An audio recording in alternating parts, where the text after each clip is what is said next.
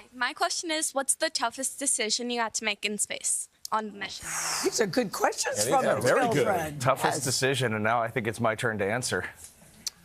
I actually not have do the extra- to not do the second. memorized response. I think that was That's a good one. All right, I will use that. So in the middle, this is the first time humans had flown the spaceship.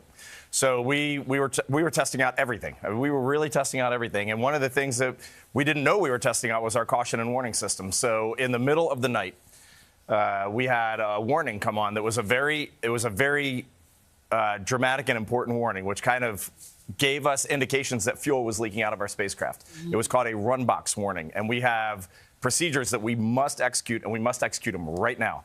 So imagine all four of us are asleep. We're floating in our sleeping bags, and we get this alarm, and I wake up, and I'm looking at the display, and I'm like, I think that's a run box warning.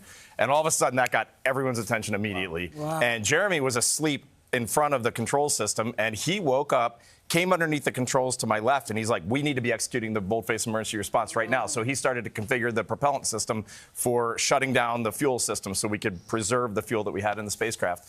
And as we were watching this warning was coming and going, which is unusual. Normally you would get this thing and it would just stay lit the whole time. And we talked through this very rapidly, and we decided that we would hold and not execute these procedures, because if we did it, it would shut down our entire fuel system. Oh, my God, Reid. And That sounds very scary, Yikes. guys. We didn't do it.